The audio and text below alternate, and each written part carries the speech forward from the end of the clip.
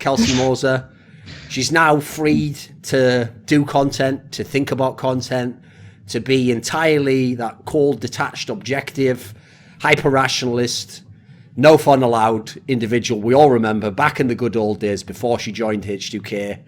And in the time between playoff finals and the next split, when again H2K will occupy her host vessel like a virus, it's Kelsey Moser, of course. Welcome to the show again, Kelsey. Welcome back. Hello. I have freed myself of the host virus and the alien life form, so there you go. See, the funny thing is, you actually do seem a little bit happier. Your spirit seems a bit lifted, you know. I won't make some really crowbar joke like you've gotten your vitality back for life, you know, because that would be incredibly insensitive, and I would never do something like that, okay? So I wouldn't do that. So anyway, our guests for this show, actually, while not on this episode, on this show, obviously on Summoning Insight, we had both these people on the show before. And interestingly enough, I actually noticed when I was putting together this overlay that you can actually tell exactly when these guys stopped working with certain esports orgs. Because normally nowadays, it's actually gotten really easy to do the overlays. Because even if you don't know someone's like Twitter handle by heart, everyone in esports now, obviously Twitter, etc., got super in on the esports hype train, and like all the big NA LCS orgs, like everyone got like ridiculous Twitter names, like you know, like people like, okay, so a friend of mine in CS:GO called Lurpis, his actual name in Finnish is Tommy, but like Tomi, but normally you could never get that Twitter address, obviously, because someone's going to have that, but he has that now. So just like that, everyone has them, you know, like Doublelift, if he wants, could just have Doublelift. You can, anyone who wants a simple one can have one. But if you notice, right, Dominate not only doesn't have just Dominate or IWillDominate or IWD, he has @LiquidDominate, which tells you he got in just before the cutoff there. It was like season 5 was at the end. He wasn't there when Steve was just getting everyone like, you know, at IWD, which was baller as fuck, by the way. No, I actually was there. Sick that would be. I was too lazy to do it. You were? Like, what the fuck? He was like, you had to apply on a website. Well, no, for me, all I had to do was change my name to my real name and put an actual picture of me. And at that point, like I was memeing one of my teammates. So I was flaming, I think, Lorlo's Lysandra. So I was flaming Lorlo's Lysandra, and I refused to change my Twitter picture from a picture of Lorlo as Lysandra on my Twitter picture. So then they just wouldn't verify me or like change my name or anything. So, that is true, actually, yeah, because I know that when someone said, like one of my agents or something said the same thing, like you should apply for verification, but then when I had a look, it was exactly what you're saying. You had to put your real name as like the handle or something, and then you also had to put a picture, and I was like, first of all, I'm not doing either of those things. Also, I just thought it was more funny to be unverified. And because then technically, they would never get away with this, but then technically I could just come out like 5 years from now, like, what? Someone had a Twitter account with my name for all these years. My good reputation is being besmirched by this individual. Wait, your good reputation? That would be next. No, but here's the thing. Technically, Dom, if you look only at my work, like outside of Twitter, I'm a model journalist. I would have never known about the way you view Polish people. Who knows? On Twitter, whoever that asshole is. Technically, that was a podcast, but yeah. I mean, that was technically. It's true. It's true. That was. Listen, just because I've seen a lot of movies and like to draw comparisons, why are people blaming me? I'm just trying to put information out there. So our other guest, obviously, likewise, Saintvicious. I was thinking at Saintvicious. You know, who's going to have that? No, not even at Saintvicious. Not even Saintvicious. At LOL. ST Vicious. That's got to be the worst one to ever tell anyone, right? What? That's fine. That's the abbreviated thing, and then it is, but it's so you know I made that when I first made Twitter. Must be when it first came out, right? Yeah. No, I didn't even make the Twitter though. Like, so one of my friends was like, "Oh, you got to get on Twitter and start doing, you know, your getting yourself out there or whatever." Like when I first joined CLG and all that, and I was like, "All right, I'm never gonna fucking use this." And now it's just like, "Oh wait, now I have all these followers and stuff." So. I guess thanks, friend. So I didn't even make the name, and they made like my Facebook and all that kind of stuff too. I was just too lazy at the time. I was like the brain dead gamer. Yeah.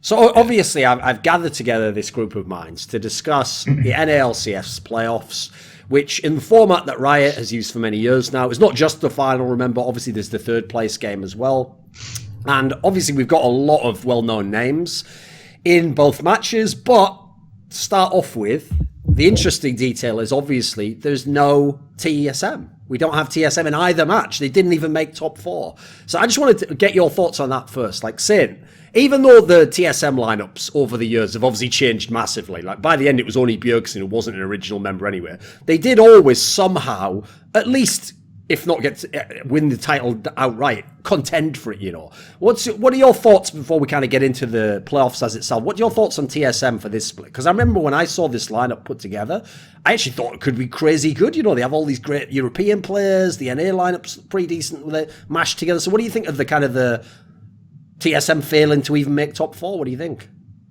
I mean, I thought their lineup was pretty good. Like I think that's like a lineup that could easily get you, you know, at MSI or Worlds or anything like that. But I think probably the biggest difference between this lineup and previous lineups is that I guarantee Reggie didn't come in and get involved heavily at the end, and they probably relied too heavily on, you know, Song and who's the other one there, the support Let's Boy. And yes, like I think that it was just, you can just tell by the way they play. It's not like they're losing because of mechanics or anything like that, or it's just severe disconnect in like the way they make their plays. Like one person will just be like an inch out of position from what they're supposed to be doing. Like it seems like communication is just not really the strong point in that team. And that's something to me that like a non-native speaking coach would have like a lot of difficulty pinpointing and you know, creating like a good communication structure for a team. And so like you could be the smartest person ever about the game, but if you can't like get the people to actually communicate and convey their thoughts and to get them like out there into the game, then it's just going to be just a shit show, which it pretty much was. Yeah, well, I mean, what's funny about that, obviously, is after Worlds, and in fact after every Worlds, basically whenever TSM finally does badly in the year, which is usually at the World Championship, everyone obviously tells Reginald, like, you've got to stop getting so hands-on, like, let the coach do his job. And I could agree with you. I could definitely see that he probably did that this time. He got the Korean coach, you know, he's going to set back, right, I'll let the team structure work it out. But then everyone's just going to complain, aren't they? We didn't make top 4 this time. Like, you can't really win if you're Reginald in this scenario, I guess. Yeah, I mean, he'll probably get involved like this split, or I don't know. I don't know what they're gonna do in the off season. Like, I haven't really talked to Andy about anything like that. But I think it's like there's definitely gonna be some changes. Like you can tell they probably put a ton of money into that team, and nobody's gonna be happy with that type of finish. Like this is like one of the worst finishes, if not the worst finish they ever had. So yes, I think that like they're probably gonna look at their staff a little bit, because I think the players outside of maybe MikeYoung, like I think he's good mechanically, but he definitely needs a lot more time to be broken in. So I think like there probably going to be some types of changes there. So what do you think, Dom? What did you think of TSM this split? I don't know. I honestly think it's like pretty much a fluke that Clutch won that series. As much as that probably sounds bad, like when I watched the series, I didn't feel like TSM would normally make that many mechanical mistakes, because they are normally mechanically solid. Like towards the end of the split, if you watched how they were playing, they won like a bunch of games in a row, and they started playing like a team where you could see that it was like, okay, they're just better players. So regardless of like them not having like perfect macro, things like that, they were just better players. So if they took a situation, they would just win it. Like if they're aggressive about something, they'd normally just outperform the enemies. But in the Clutch series, it wasn't like Clutch was making these like really high level plays, and then like TSM was, you know, not understanding how to deal with it, which is normally the way that I saw like TSM losing at Worlds and stuff like that. Is you watch like Korean and Chinese teams just make plays on TSM, and TSM just gets beaten down like hard in the early game. Like that's how it always looks. This was like them trying to make these plays and then just losing every single time. Like they would just do like they'd all make the most mechanical, like uncharacteristic mechanical errors that you'd ever expect from these players. So for me, I don't really think that it was like, oh, like they weren't on the same page. Sure, there was times where I was like, okay, well, Mike's trying to invade and Bjergsen's trying to do something else, or Bjergsen wants Mike to invade and Mike's not invading. Like there was definitely disconnect, but at a core level, I feel like they had an uncharacteristically bad series, like from a mechanical standpoint and as individual players. Like when have you ever seen Sven die that many times in a game? Sven is normally the most like solid player ever, right? And he's like 0-6, 0-7. I've never seen that from him. Xmithie is like flashing into team fights when he doesn't have his ultimate up. Like he like thinks he has Morgana ult. He's flashing in the team fight and he's like, oh, I don't have any spells. And then he just like dies. And it's like, bro, like you're better than this. Like I know these players are better than this. So I don't think that this was a result where it's like, oh damn, like you have to relook at everything and like the whole process didn't work. It just seemed like that was a terrible day for TSM. Like that was just the worst that they could play. Like maybe they're mentally tilted, maybe they're not strong enough, but like in terms of individual play, I feel like they can always play better than that. So it's hard for me to judge and be like, oh, Clutch is like a better team, or like they didn't deserve to go to the finals, because I could easily see TSM in the finals in their current form. On that note about the Xmithie thing, though. Oh, sorry, I don't want to cut you off, but like you have to realize also, you know how TSM is picking up near the end of the split. You know, Xmithie played like Ezreal Braum literally every single game, and Braum is like, when I play support, I'm like, all right, I'm gonna play some Braum. Like, you can be brain dead and play this. It's so easy.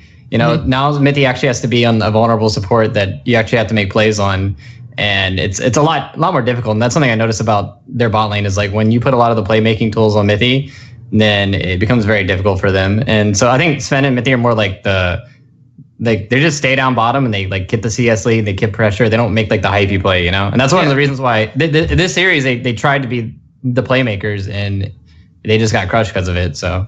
Yeah, I mean, when I see that though, I'm like, I mean, you can go ahead with your point. Yeah, I mean, I guess you can go ahead and finish because if you're going to riff on this conversation, I kind of want to take it in a different direction, so go ahead. Well, I guess the last thing I wanted to say about that is like, even when you see like Sven and Xmithie try to be like the engagers, like I've seen them fail their engages. I've been like, oh, Xmithie, you went for that and you missed. Like happens, right? Like that's how I see them failing engage. I never see them just like chain feeding like that, where it's like, oh my God, you guys are actually just running it down. You're running it down in the quarterfinals right now on stage. So for me, it's still like, even if they're playing roles that are uncharacteristic for them, I think that it's still just like way like too much of an underperformance that you can expect from these guys. Yeah, I agree. I think that it definitely does have a lot to do with underperformance, and it's not even just like the champions because, Braum is the champion that you play when, is a fairly simple champion to play, but he can like have a playmaking ability, and Xmithie is always someone who has a good ability to read the map and sort of like understand, even if he can't see the ward or there's no vision in place, like where people might be, and that's always been something that he's been kind of known for. And then he'd go for the play, like he played some Blitzcrank, he played a lot of Alistar last year, so it was really weird from him. I think like the Morgana maybe was something that they were forced onto because they felt they needed an answer for Thresh, and then TSM in general probably didn't expect to lose this series, so when Clutch like suddenly adapt and they have a second answer, a second setup, or a second composition to approach in game 2 with, and then they're just like completely thrown off by the fact that Clutch have a second game plan. Maybe they thought that this was like not going to be the difficult series or something like this, and it came out weird. I don't necessarily think that the communication thing is something that I would highlight because I've always sort of felt like TSM haven't had like super good comms like since the Bjergsen roster exists, and that's not to say like not to use the whole Bjergsen shot calling meme or whatever because I think it's bullshit, but just like in general the stuff with the jungle invading and the priority not being together, or someone going to try to catch up and make up for what the jungler is doing or anything like this. I feel like this is typical TSM shit, and it's just like so for me that's not necessarily stuff that's going to keep them from winning quarterfinals in North America. That's not something that's going to keep them from doing that because these kinds of problems of stuff that they've always have. I do agree that they have relied more on Song because they were looking for a different structure, right? They were looking for a different approach. They wanted a very authoritative coach. They wanted a coach who would come in and kind of like say, this is what we're doing, because that's not the type of coach Parth has always been. And they wanted to try something very different. They also got Xmithie for that reason, because Xmithie has that kind of reputation for being able to teach people. So I think it was just...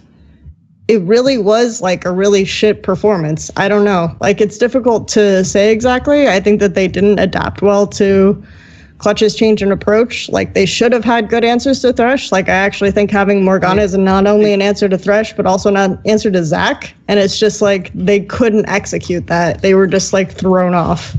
Yeah, I think that they mindfucked themselves really hard in pick ban this series, because if you watch like the progression of pick ban, so like, I mean, Saint can attest to this. We're both playing fucking NA Challenger. Everyone knows that like Olaf is what you play into Skarner, right? Like in professional, that's what it is. Like somebody picks Skarner, you pick Olaf. Why? Skarner's a CC bot. Olaf, you can't be CC'd, right? Yeah. So that's the known counter pick. So they go into the game. That's their mentality, right? First game, they first pick Olaf. Second game, Lyra picks Skarner. They pick Olaf. They're like, nice. We got Olaf into Skarner. This is nice. MikeYoung does this ridiculous path and gets himself solo killed and just like gets smashed for the rest of the game, because I mean that's just how Olaf is, right? You die once in the early game, you're fucked for the whole game. Like you cannot die to a champion like Skarner in the early game if you're playing Olaf. He gets himself solo killed, he dies, and then they try to play the other matchup that, oh shit, maybe Skarner is good into Olaf. Maybe we were wrong this whole time. and then they first pick Skarner, and then the other guy picks Olaf, right? So they do that trade, and they're like, okay, now we got it. And then he just gets shit on again. He's the Skarner. He's now getting shit on by the Olaf. They're like, wait, I guess we don't even fucking know what's up. Let's ban Skarner and Olaf. Game 4, they banned both of them, and it's like, what the fuck? That is like, you guys lost your minds. You guys forgot how to fucking play the game. Like, this is not normal. They just lost full confidence in their jungler, and they're just trying to adapt. They're like, okay, I know Thresh is popping off, but like, we're losing jungle so hard, we need to just ban both of these champions so we can get like a matchup that at least isn't going to be like the defining factor. Because when they had Skarner, they couldn't make a play. They couldn't engage with Skarner. And when they had Olaf, the Skarner was just picking people all day. And they had to buy 4 QSSs, and he was still getting the engages off. So when you put yourself at that much of a disadvantage from like one role where it's like, all right, you can't play either side of the matchup. Now we have to ban 2 of your champions. That's why they didn't ban Thresh. That's why they couldn't ban all this other stuff. Because from their perspective, they were just so like mind fucked in one role that they had to just compensate so hard for it in pick and ban. So that was like, I guess the big thing that stuck out to me is like, they just do not trust their jungler at all if that's what their pick ban looks like. Yeah, I definitely agree with that, and you can actually see that kind of narrative play out a lot in other series like the Echo Fox series, kind of like the bot lane picks, where basically if you can't play like one of the primary meta champions in like the way it's supposed to be played, and you're in like one of these BO5 series, and that gets like found out, like it gets shown in like an early game, you just instantly lose the series because it's like, well, like we can't play either side of the matchup. We're just like fucking pick ban. It's over. Yeah, so, then like, you just give them OPs. You just give them OPs at that point. It's like, well, we have to ban these specific champions. Oh, we have to ban Xayah and Rakan because we can't play either. Oh, now they just get like Ryze or some shit. Like, yeah, it's like you can be like the best coach in the world, and it's like, well, I guess we're just fucked now. Like we just like what do I even ban here? There's like 3 OPs. Like I gotta give him one of the OPs, and you just get screwed. And you can't blame that on the coach's pick ban. Like he has to ban according to what's happening like in the series. It's not like he's just gonna be like, okay, you know what? Let's just hope that this time MikeYoung doesn't get shit on in the Skarner Olaf matchup. Like he has to try to like do things to prevent what's going on, because at the end of the day, it's not like Hakuho is like 1v2ing bot lane, getting like 1 million solo kills in lane. It was like, oh, he's just hitting hooks in like teamfight stage. He's hitting some hooks in lane, but it wasn't like that was the reason they were losing the game. It wasn't like, oh my god, this bot pressure. It's like Thresh Draven, they're up like 6 kills, so like taking the turret by themselves. It still was playing out as a team game. Yeah, and I think a lot of it has to do with the way that TSM approached jungle, because like both Skarner and Olaf are champions that will get an advantage by clearing like really fast, right? And so TSM weren't playing to that as well as Clutch was, at least in the 2nd, 3rd, and 4th games. And so they said, okay, let's just like take these tempo jungles off the table. Let's play like the Zac/Wani matchup, because like this is kind of old school. We can catch up with that. And that plan may have worked if they weren't like shaken at that point, if they weren't like playing like shit at that point. So yeah, okay, well, let me ask both of you then, since you obviously both played jungle at a professional level and obviously still keep up with it, solo queue, etc. Right? The only player in the TSM lineup that isn't super established, championships in LCS, Worlds, is MikeYoung, obviously. And historically, people have put a lot of blame at the jungle position in different TSM lineups. Every lineup in every team. Yeah, basically, yeah. Like, but I mean, in particular, who are they shitting on? They're shitting on blank. Like, sure. But in this particular case, what would your take be? Okay, so Dominate, you start me off then. Has MikeYoung either underperformed himself? Is there like a disconnect between him and the other members of the team? Is he part of the problem? I mean, obviously, if you're having those results, like you're definitely part of the problem. But I think that it's like more mental than it is like skill wise. Like I don't think MikeYoung's bad. I think he's good. I think he has good mechanics, and I think that he's capable of playing like champions like Skarner and Olaf at a professional level. It just feels like he just wants to like help the team, or like, he wants to just like do stuff that he knows he can't do just to like look good. Which I know that feeling as a jungler. Like shit, dude. I probably shouldn't be like walking in for this ward, but if I get this ward, man, then we can make that 4-man bot play. You like psych yourself out into doing things that like, you're like, okay, if this guy is stronger than me, I probably shouldn't go here. Like that type of thing. And then I also think that he's just like, obviously like trying to adapt the team. He just hasn't been able to understand the style that like everyone wants him to play. Like it feels like every time you hear an interview, he's like, yeah, I want to just like be this like team player. And you hear like people like Bjergsen, and everyone's like, oh yeah, Bjergsen's super fucking greedy. Like you expect him to be the type of dude that's like, you're giving me this fucking blue and you're like sitting here in this lane and get me vision and all this shit. But Bjergsen's actually the opposite. Every time you hear him like talk, he's like, yeah, I want him to be like farming. I want him to like kill the jungle, like get a level lead, like be strong. He wants to have like a beast jungler, which is how you have to play these champions. You have to play Skarner and Olaf like power farm. Once your camps are down, you go, you do some shit for 30 seconds.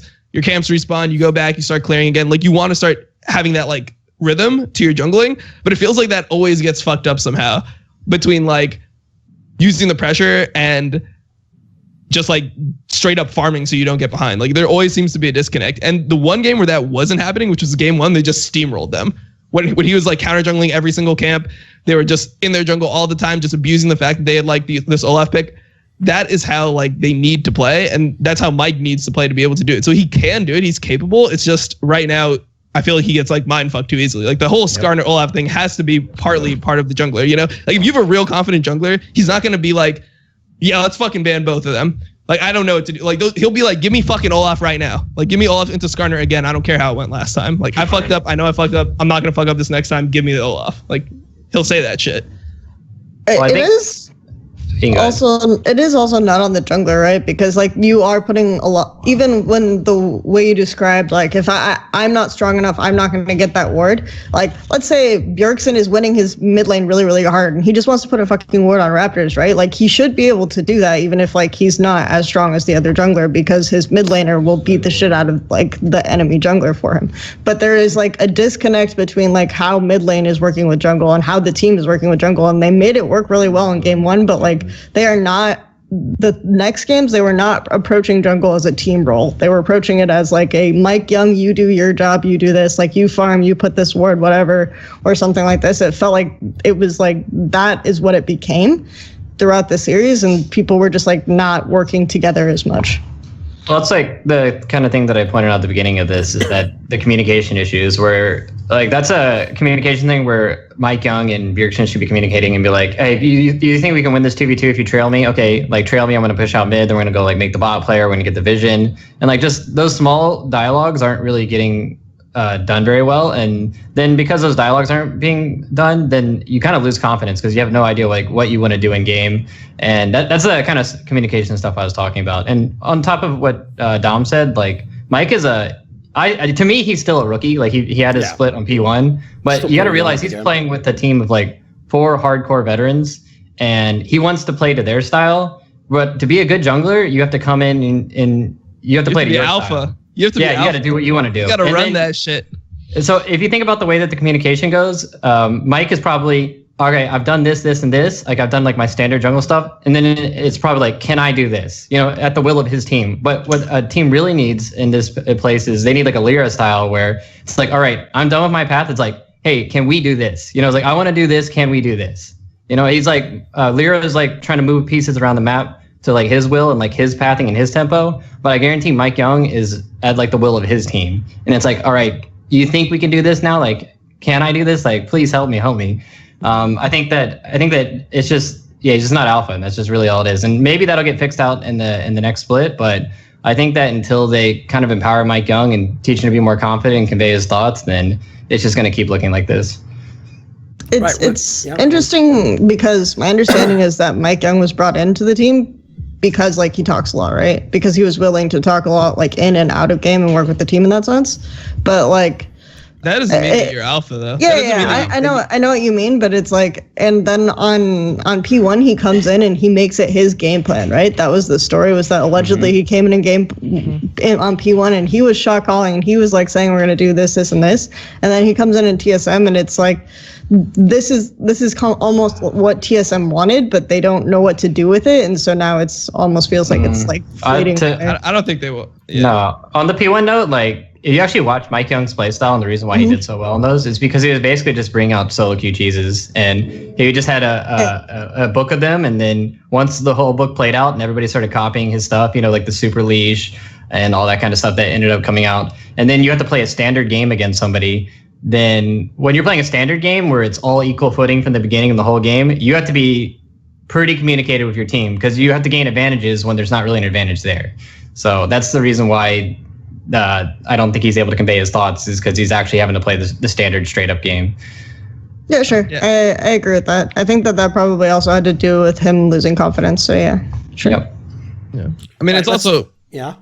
I mean, I guess the last thing I want to say on this was it's also the fact that like he doesn't know the optimal way to like do the things that he's being told to do. So like even I could tell in like game 2, he's like, okay, I'm supposed to farm more camps. I knew he was playing with the mentality of farming camps, but he like dove bot, got a double kill. He's going through like the jungle, and then he tried to full clear again, and that's how he got solo killed. Is he just tried to full clear when he was like 1 HP, and Lyra just killed him for it, because you can't do things like that on professionals. Like you have to go, all right, we got the double kill, nice, you back, you buy your jungle item, then you clear. And he just wants to do like too much because he wants to be like that like ultimate player. It's like he wants to like be perfection, when in reality it's just like, no, we just need you to be like pretty good, and then we'll probably be fine.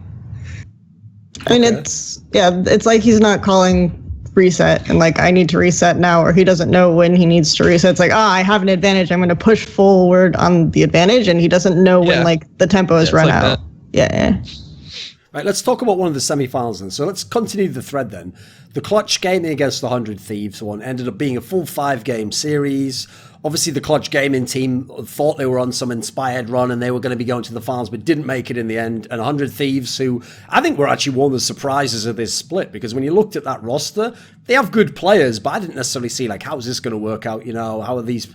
Some of the players obviously looked like they were washed up from the last couple of years and maybe rediscovered themselves. I think Meteos is a pretty good candidate in that sense. So what did you make of this semi-final? Come on, Dominic. What are you R-ing at? That Meteos is not washed up? No, I don't think he was washed up. Like he was taking a break. Like that's the thing is when you're a player like Meteos, like I think Meteos would like always be good. Like I feel like there's players that like I always had confidence that Meteos would be good this split because he just understands the game at like a high level. So I feel like the only way that Meteos would be bad is if the game became like only like Lee Sin, like Rengar, Kha'Zix meta, and it was all about just like whoever had like better mechanics run into the river level 3 and just scrap it out. Like then it's like Acadian and MikeYoung and all those players that are good at that shit will just like prevail. If it's any type of like meta that involves like thinking, like Meteos actually gets a ton of first bloods. Like he's actually like, people think he's like this passive like farming jungler.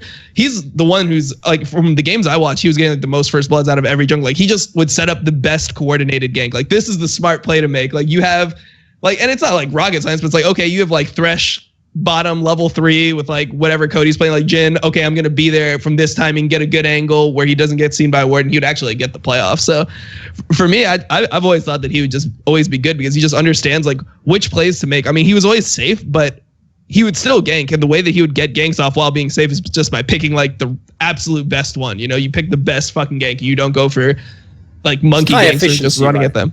Yeah, for sure. Yeah. Okay. So what did you think of this semi-final then? Like, did anyone actually think Twch was going to win it? No, I didn't. Not really. I mean, I actually thought I kind of agree with you. I actually thought them beating TSM was a bit off. Like, I was shocked that wasn't a 5-game series. You know, I couldn't believe that they won in that way. So I'm amazed this was 5 games. So okay, why did 100 Thieves prevail in this game, and why was it 5 games? I think that just as the series progressed, that the game just became slower and slower and slower, and people just became really pussy, and nobody wanted to do anything. And like the amount of times that people baited Baron or pussied out of doing a Baron or didn't like brute force their lead in the series is just insane. And I think that that's one of the things that's probably going to hold 100 Thieves back in the finals, and even like going into anything after that, is that they're not a decisive team. And Twch Gaming like actually played really, you know, that's to their strength. Like they played the slow pussyfooting game really well, and 100 Thieves just kind of like marched to their beat, and that's why it went to game 5. And on top of that, like Twch Gaming wasn't even drafting like good scaling, and that's, to be honest, the only reason why 100 Thieves even won that series, despite like, you know, how bad both teams are playing. Yeah. And I think that if Twch Gaming actually, you know, drafted better scaling in any of their games, then they probably would have pulled out a lot more wins, just because, you know, nobody wanted to do anything. Like when you see the tempo of a series, like as a coach starting to progress towards that, where it's like, all right, this is getting slower and slower. You can either make the full scaling pickup on the team comp, or you can completely change it and be like, all right, now we're gonna like go into like where we're just gonna just steamroll them and try that and change up the flow of the game. But like the flow never changed, and that's when you just gotta like go for the game 4 or 5, like pick the Caitlyn, try to get that. But what ended up happening was 100 Thieves, you know, or they were blue side for game 5, and whoever got blue side just kept winning because they kept getting Caitlyn, and Caitlyn's just like one of the best scaling ADCs in the game. And it's better AD wins, so that's just how it works. And when you know that, like, it's okay, you're giving up the Caitlyn, you're making the conscious choice to, okay, we have to ban the Talia and Ryze because we can't, like, deal with their 1-3-1 setup or when they're playing these champions or whatever reason that they banned the Talia Ryze. And then you're making the conscious choice to give up Caitlyn. You know you need to have an answer to that. And you're probably not going to win the straight up 5v5, which is what this series ended up being, is like there was one very clear, objectively better 5v5 team. And so people just like kind of said, oh, okay, maybe we can run in with Olaf and we can kill the Caitlyn or something like this. But then that kind of shit never happened because Olaf is like a dumb champion at a certain point. Yeah, exactly. Yeah, so instead, okay, maybe we can set up a 1-3-1 if we have to have like strong early AD and like we can get mid AD ahead, hold mid with AD, and then like have a really, really strong Camille or something in side lane, or try something that gives you an answer. Yeah, sure. But like they had zero answers to it, right? Yeah. Their only answer was to like bleed out in the 5v5 and keep trying to force 5v5s in convincing terms, right? They kept trying to do the same thing, and it's just like that. You know, this is going to be the answer. You need to at least like try something, right? Try something that is the other option to nullify the Caitlyn. So I mean, they tried the Ashe, which TL actually ended up working well with. But the problem with that is that Clutch Gaming is not a very decisive team, so you can't play Ashe. Like you need to be super decisive to use Ashe because she scales like well, but she doesn't do as much damage as Caitlyn. So yeah, and she's not going to get in to do as much damage as Caitlyn is part of the problem. Yeah. Maybe if they played like a Jinx or something. Like I know some people pick Jinx into Caitlyn, but even then, like your laning would probably still get like beat up. But like you need to just have the better scaling ADC. And the thing that they prepared, the Ashe, which they picked in 2 games, just didn't cut it. And you can tell that's what they put all their scrim time into. And they thought it would probably be enough, and they just kind of got cut because of it.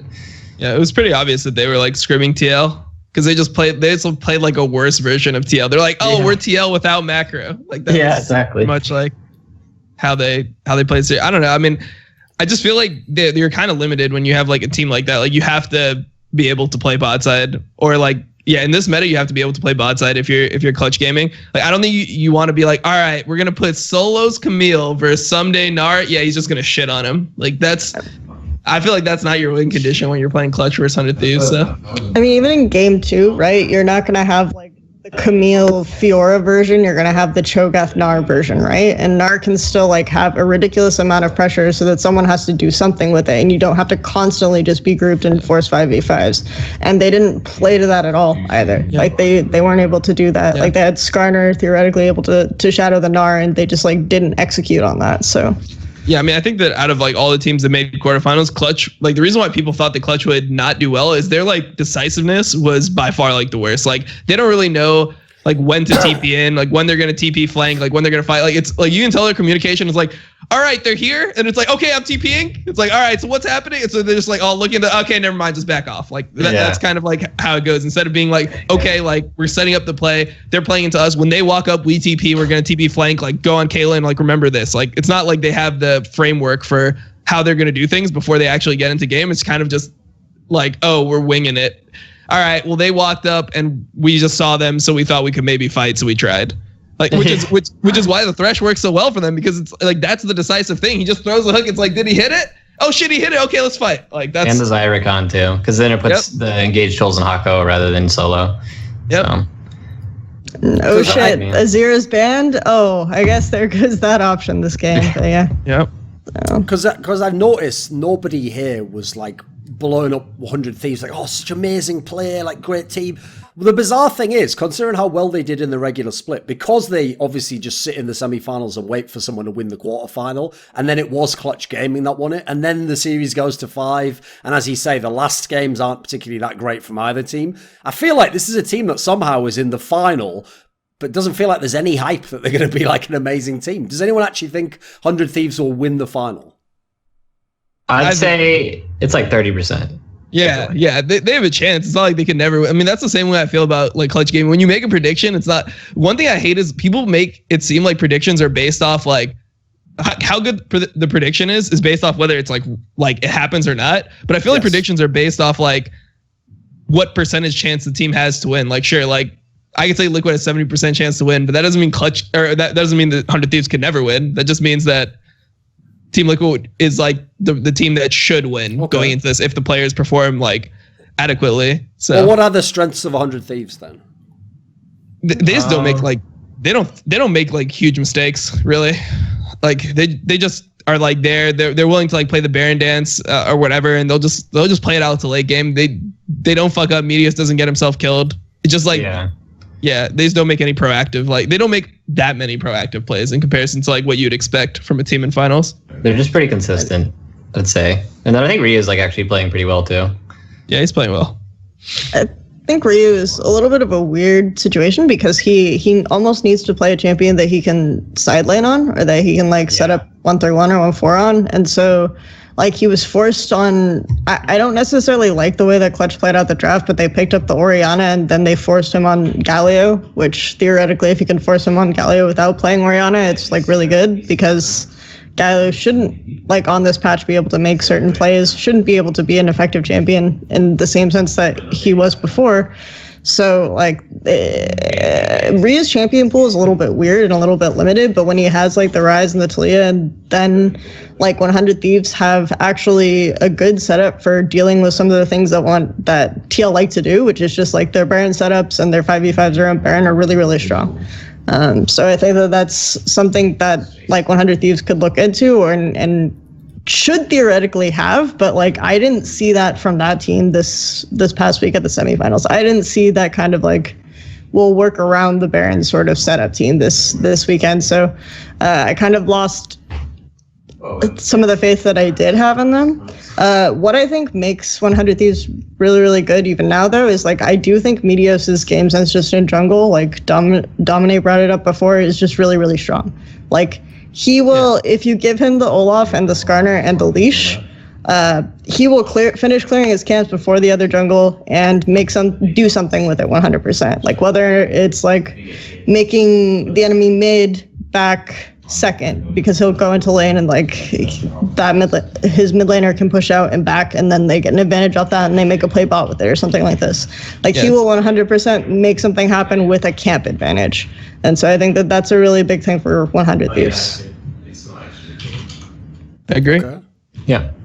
Right, well, let's go on the other side of the bracket then. So obviously Team Liquid is in the final, and to get there, pretty impressive stuff. They only lost one game in 2 series against 2 of the teams that actually, for most of the split, looked like the best in NA.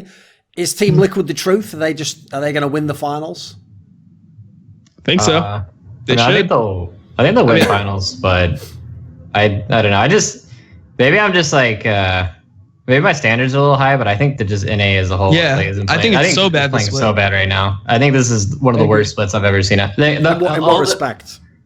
Just there's no team that like proactively like shits on the enemy team. Like, you know how Echo Fox in the middle, like to like later part of, or like the beginning middle of the split, they were like aggressively shitting on the enemy team. It's like, okay, we are like getting advantage through ganking. We're taking turrets like in your face, and we're just snowballing the game. It feels like every like TL wasn't like dominating early. I mean, even though they like won all these games for C9, they would just like out macro them later on. Like they'd have like 5k gold deficit, and they would just play the vision game better than the other team and eventually get like a small advantage. Like they would just get like a couple kills and then transition that into a Baron, or they would just hold on long enough to win.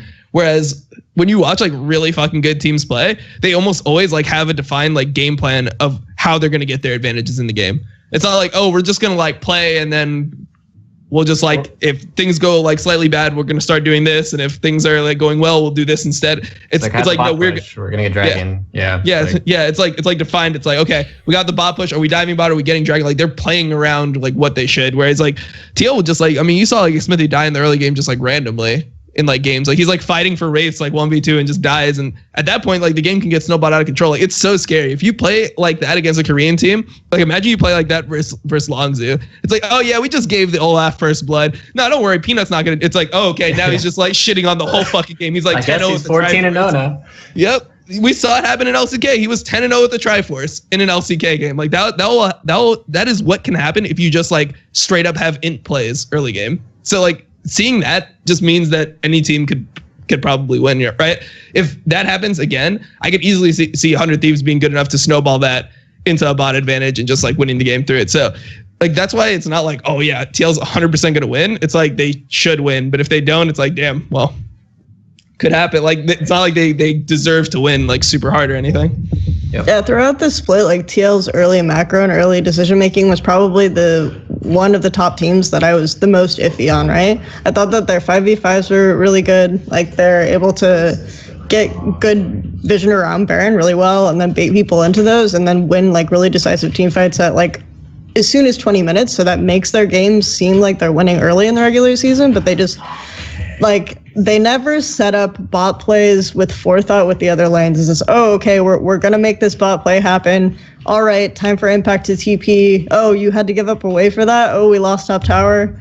All right, well, I guess like we should have set that up better. I feel like they're always kind of making unintentional trades, and that's kind of my question with TL, and that's why I highlighted Meteos earlier, because I think 100 Thieves can get an advantage, and if they set up a 1-3-1, then they can probably close it out. So there is a chance for 100 Thieves to win this for sure. Yeah, I agree. So why is Team Liquid in the final then? Because they beat two bad teams. They beat, I think, C9. Echo Fox is a bad team. Yeah.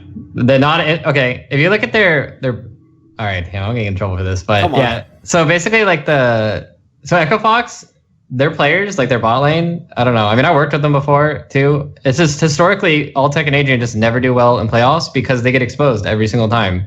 Is that they play certain champions really well and a certain play style really well. Like they play the playmaking like Kalista style really well, where you can just like force objectives and things like that. And but the problem is that they don't play. He doesn't play Xayah. Like if you can't play Xayah Rakan in this meta, you're gonna get crushed. In all the games where he got Caitlyn, he did really well, and like that was like the big thing with him. But like if he didn't have Caitlyn, then like he just got dumped on in that series. And like you try to play Kalista or whatever in this meta, you got destroyed. Like it's not that meta anymore. I think people like overlook how badly they got exposed in that series. It's the same thing as like the Olaf and Skarner matchup. Like when you get that exposed early in a series, you're gonna get crushed. And like they're a team, like they have to play. You could say they play through top side, but this is a meta where you have to play through bot side. You can't do that. And that's what's happened to Huni like multiple times in the past, where he's dumping on everybody in the regular season. It's like, oh wow, look how well they're doing, playing through top side. C9 did the same thing. They're like, well, Licorice is so good. They're giving him so much support and help, and they're just crushing it through top lane. When it comes down to the real series, it's like, all right, boys, we got tank versus tank. Yeah, it's like Impact's playing Orin. Like, try to shit on it. Like, there it is. Exactly. So then that's when your bot lane is like, all right, how are we going to get our advantages? How are we going to take our turrets? Look at how TL's doing. It's like we have a 10 CS lead on bottom. We have like a better back timing, so we can get the dragon. Like because we have the push, we can actually like take this turret with our mid laner coming down. And like those types of small advantages are what always wins series. Like it's just if you can edge people out like that extra 5%. That's like how you consistently win. And how Echo Fox were winning before is they were just making like hyphy plays. They're monkeying them. Yeah, they're just straight up just diving. Like flinging CCs at him and stuff. Yeah, I love that shit. It's like, oh, it's in my eye. No. Yeah, that's a style I love, man, because that's the teams where you feel like they actually deserve to win. Like if there was a team that like was playing like Echo Fox was in the middle of the season, you think that team would win every single time because you see all these mistakes from TL. You see like the way the Echo Fox was just willing to like capitalize on every advantage and like just run the game.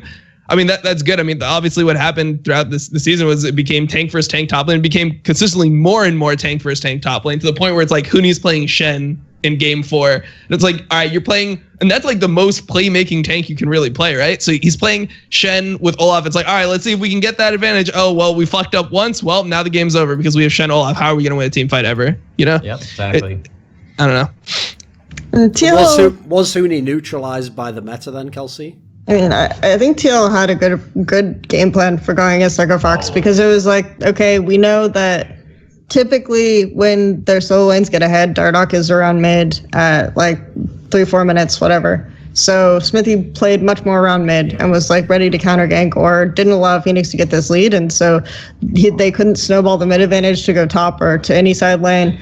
They kind of screwed up when they had the Kalista thing. It almost felt like they watched LCK and they saw KT go, okay, they played Kalista Braum and they smashed a Freak of Freaks. We could totally do it too, but they didn't have the fundamental things, which was like 2 strong side laning champions. They didn't play to bot side and get the Kalista super far ahead. They just went top and ganked the Sion lane. So I don't know. It was really they just seem like a very lost team, and they brute force stuff. And I was praising TL's like Baron set up before, but Echofox like have never really focused on mid to late game vision at all.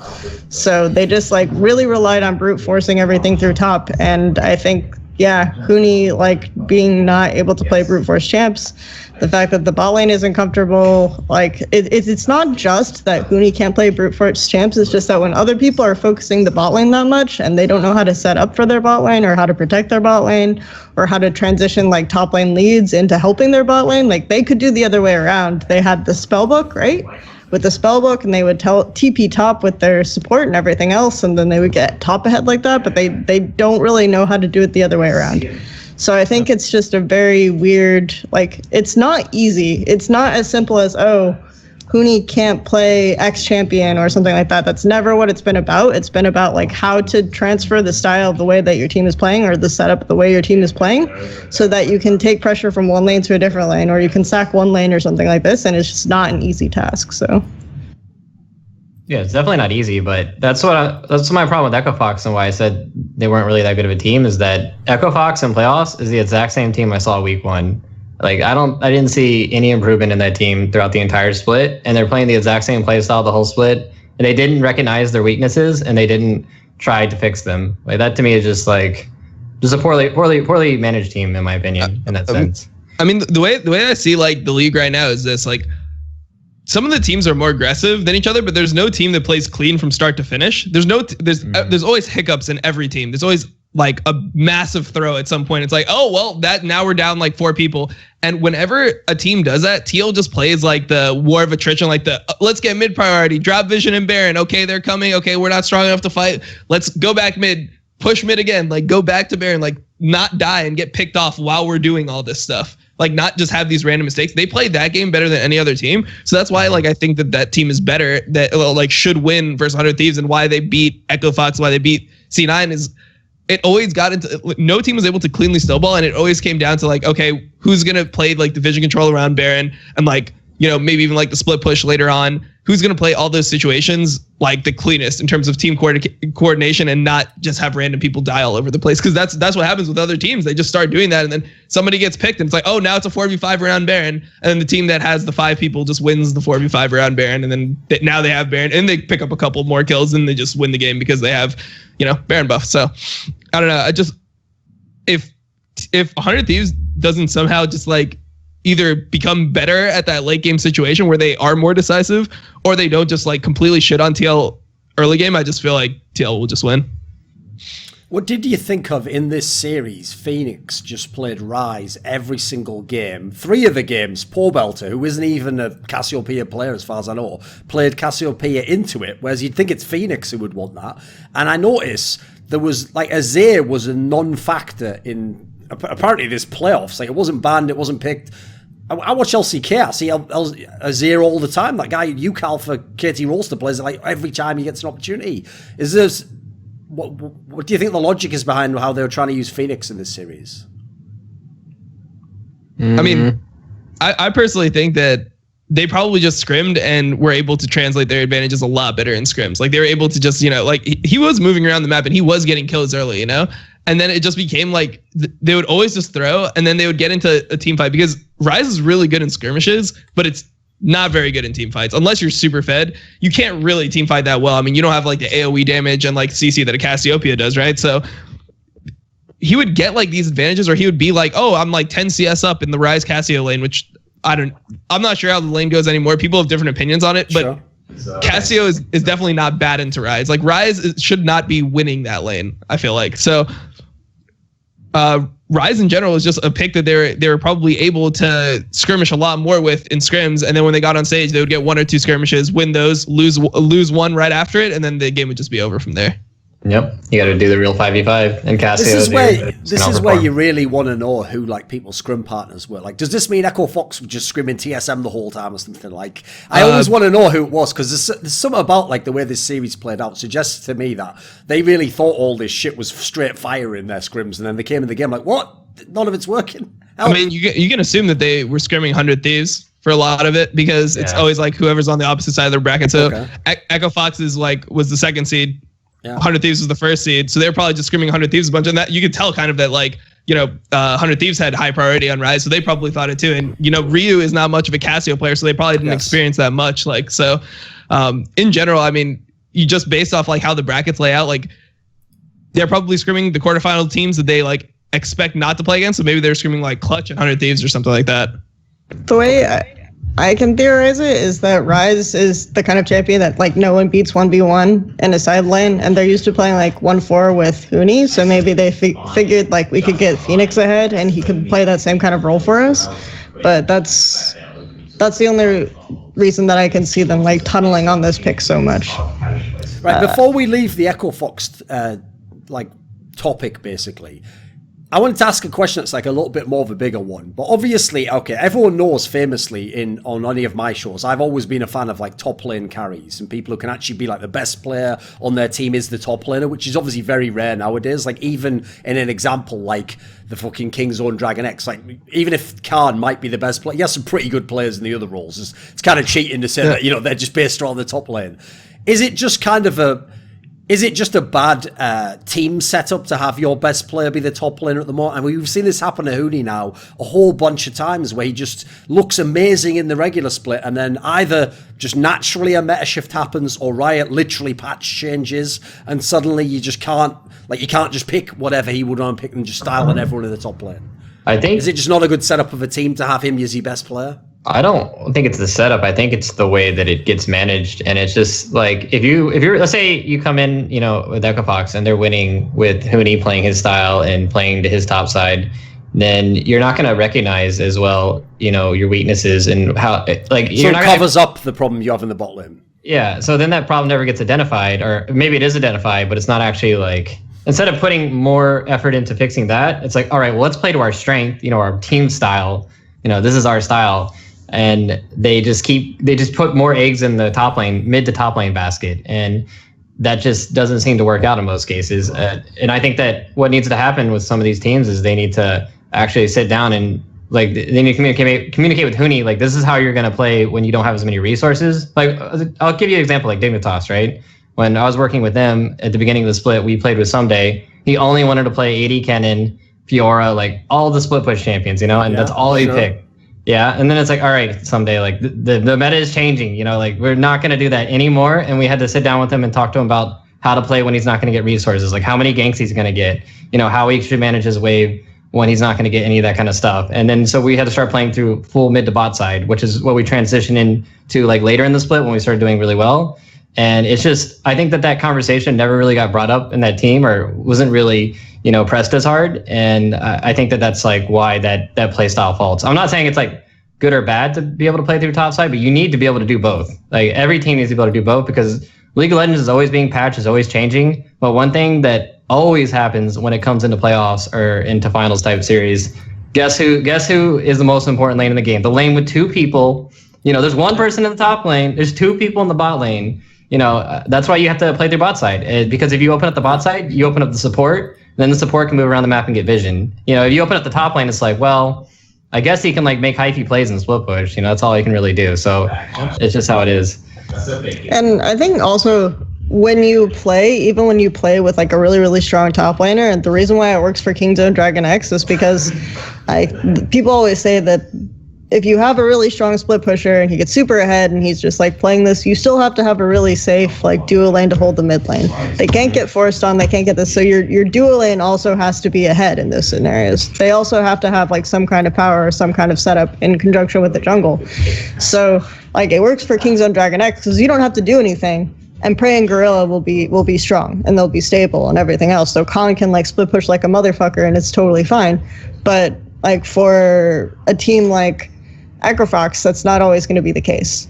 Whereas you can have a team like Clutch and have a top laner who can't necessarily play a wide variety of styles, but he can group with people and it's easy to carry out if you have a ball laner or a mid laner ahead. So I think that's kind of the difference. Okay. Because I think this final, sorry, go on, Dom.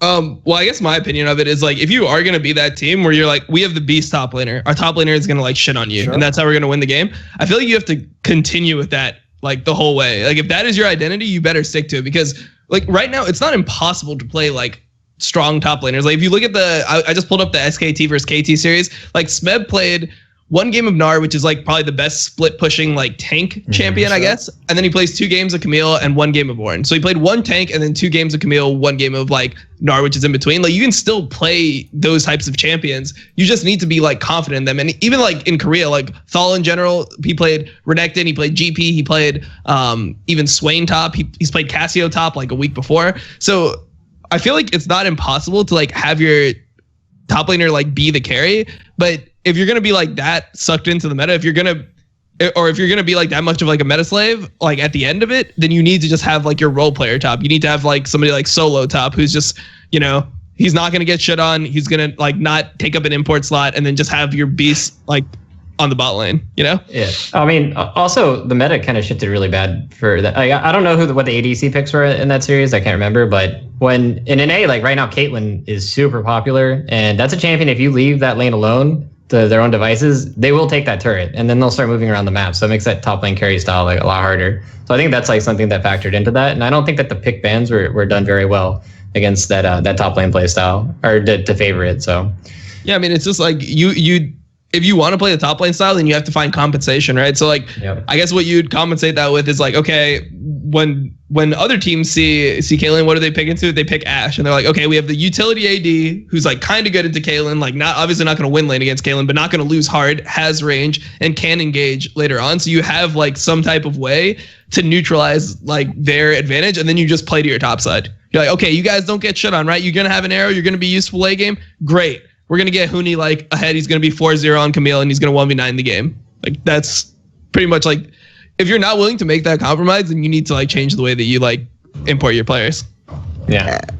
And they tried to play to that, right, in game 3, but the execution was like really, really bad, right? Where they in theory, I actually really like this comp, and I like this comp as an answer to Trundle and Cassiopeia and everything else, but it was just not played out well. Like it was not executed well. You like the Kha'Zix Camille comp? That's the one you're talking about? Yeah, I actually like that one. I don't like the Kha'Zix with Camille. I feel like it's too easy for that comp to just fail. I mean, if you play like really fucking well, then maybe. But why is it so easy? Like theoretically, you should not be able to push Ryze or Camille out of sideline as long as like your comp can't.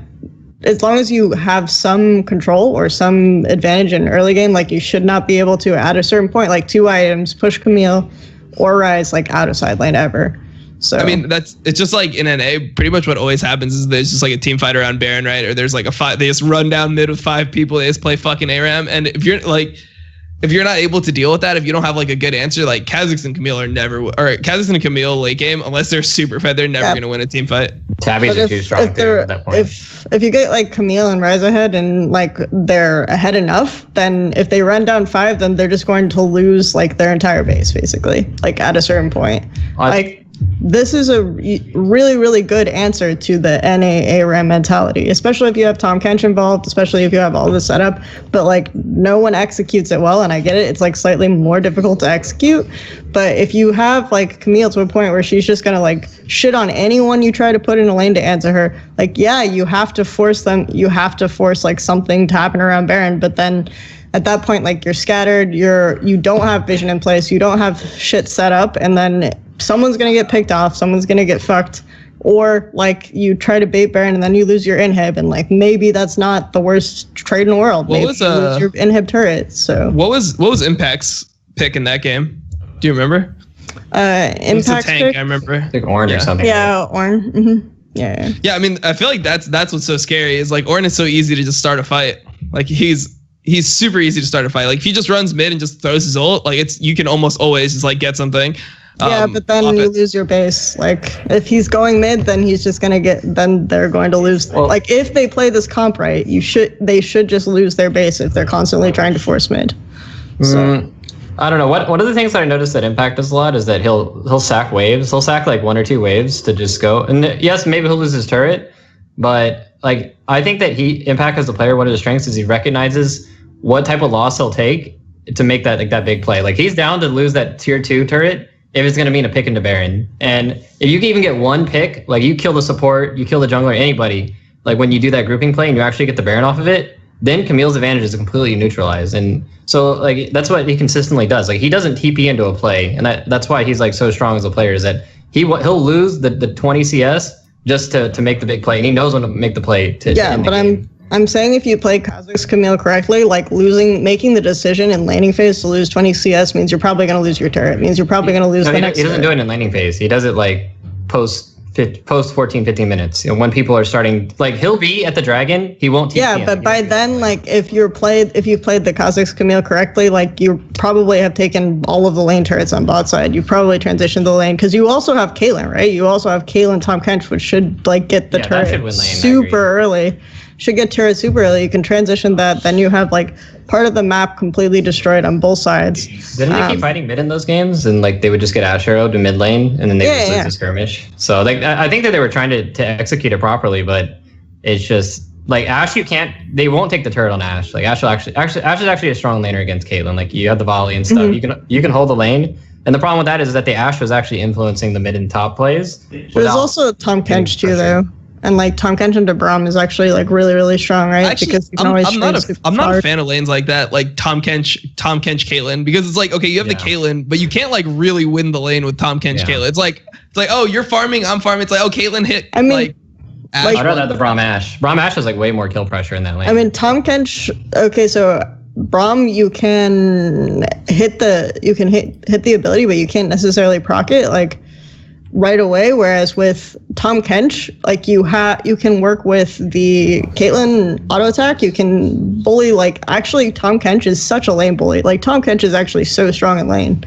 I don't think you can bully Ash and Braum though. And the thing is if Ash and Braum ever get any type of support, what you do is you just blow the Tahm Kench's flash on the arrow cooldown. So 60-second cooldown on the arrow. Like you blow the Tahm Kench's flash. Now he can't play up at all. And then they would just start using their arrows into the I just think there's too many ways to start fights because but it's like pre Ash arrow. Like you should still be really strong at level. Oh yeah, of course. But you're not going to be like taking the turret. You know, like you have 600 range Ash. Like she's going to be farming fine and not taking like you're not going to be pressuring hard with Tahm Kench. It's definitely like hard to pull off on stage. I would say it's definitely hard to pull off like because the Camille Kha'Zix, like it's just not like your advantages aren't super like defined. You know, it's like okay, we should like I mean. Kha'Zix should be able to get some lead on Trundle. Like, what was so like in that series that Scrub was playing? What were they playing in the jungle? Like they're probably playing like Olaf and Skarner and stuff like that, right? They're playing Trundle. So Xmithie picked Trundle and then Dardak picked Kha'Zix into Trundle, which is fine. He's talking about LCK. Yeah. Oh, the LCK. I mean, they just they play like pretty much the same shit. They're playing like Olaf, Trundle, Skarner a lot. Yeah, and they're doing actually facilitators. Like Kha'Zix doesn't facilitate plays. He's like, I'm jumped on you. Oh man, you got ninja tabbies that I didn't kill you. Well, that's it, But like at Skarner or an Olaf, like they're gonna get up in the fight and they have really high tempo and they're able to control the map a lot better early. That's why I don't like the Kha'Zix with the Camille together. It's just what you need to get done in the early and mid game is a lot harder to pull off with Kha'Zix than it is with Olaf and Skarner. And that's why I wasn't really down with that comp. And then the ninja tabbies are way too effective. I mean, I was always when I played, I was always a proponent of being able to start fights, and it's like one team is just trying to like outplay throughout like just map pressure. It's like okay, so you're gonna be splitting in all this. So you have like a team that wants to split, right? You have Huni and Phoenix with the 1-3-1, the Rise Camille, and then you have the other team with Trundle Pillar, Ornal, and Ash Arrow. It's like you're gonna be able to get a fight, and then they have Braum to follow all that up. So I feel like it's so easy for TL to get a fight, and like maybe if they're on some like I could see an ideal situation where the Fox comp could be good, but I like on stage it's just so much easier to just hit R than it is to like be like the communication geniuses of the world or whatever. Yeah, Fox they could win. I'm not saying they can't win. They get like that one good mid game fight or that early game fight, and the Camille's just gets the good snowball, which they did go for, but they literally just got hit by a random Ash arrow in the mid lane. It's like, well, I guess I'm stunned for 3 seconds. I'm dead. Yep. Now my advantage is gone. There were definitely a lot of situations where they were grouping when they didn't have to, right? So, and like when you have Tahm Kench, a lot of the effects of the Ash arrows, a lot of those engages are like easier to avoid. Also, like the ability to collapse and make plays with Tahm Kench is really strong on your Camille lane, even throughout the mid game. So I don't know. Like I think that comp had a lot of answers to the one that Equifax did. I agree, it's like probably more difficult to execute, but like I liked the comp overall, and I think it's like closer to how they've been trying to or wanting to play the game since the beginning. They just never had that finesse, I guess. Yeah, I agree with the comp. They just needed a different jungler, I think. Just not the Kazakhs. They needed... For the final, right, so the way you described before, like Team Liquid's strengths, etc., and then looking at how the 100 Thieves clutch game played out, right, what are the win conditions for 100 Thieves to actually win this final? Because surely they're playing probably the worst team stylistically to win based on what we've seen thus far. Well, I think 100 Thieves and TL have a very similar play style where Someday is a tank player. People try to say he's a carrier swift push player. Someday is like through and through a tank player. That's just what he'll always be to me. And that's what Impact is as well. So you actually have the exact same players in the top lane to like flow. Yeah. Same champions as well. Yep, and I think for mid lane, I think Ryu and Pobelter, I think they match up like decently well. I don't think that, as long as Ryu can actually get his champion pool, which I don't think they'll get pinched out. I think there's too many things to ban. I think that like he'll do okay. So it's really just like, can they get priority through mid and then affect the bot lane? So it's whoever's going to be able to do that. And I don't know. I think that overall TL just have like a slightly stronger bot lane, and they just have slightly better macro and they're more decisive, and that's just how it's going to play out. I think that they'll just get that small advantage. They'll end up picking up like the Earth Drake, and they'll just snowball that small advantage, and that's just what it's going to be. So I don't know. That's just the way I see it. Yeah, it depends. I think playing through mid is actually a good alternative for 100 Thieves, because like I think that Pobelter will probably just give up waves to go bot anyway, and then you could probably even make a dent in mid lane turret if you're playing like pretty diligently through mid and you have like a strong mid lane champion like Talia Rise. So well, what TL does is they do the exact same 100 Thieves do, where they just bring the jungler in, and it is like the wave could be equal in the middle, and then they just come and they push the wave together. And then they go and get vision together. Yep. And then they'll reset, and then once they get the vision, they'll just go, the jungler will come just push the wave one more time, so that way they don't lose the wave, and then they'll just go do the bot dive. And the thing is 100 Thieves is trying to do literally that exact same play. So what you're going to have is you're just going to have the jungle in the mid, just like 2v2 in mid, just like, I'm pushing, and it's going to be just whoever makes the mistake in that. And I just think that... They're both really similar teams. I just feel like TL is like a little bit more coordinated. Yeah. They're just a little bit better at like understanding the limits of like what they can do, what they can't do, and like calling when to back out, calling to like decisively do things. It just feels like TL is a little bit more decisive. Okay. Right, one topic before, because I know at some point Saint has to go, so I just wanted to get his thoughts on this in terms of both of you having been pros.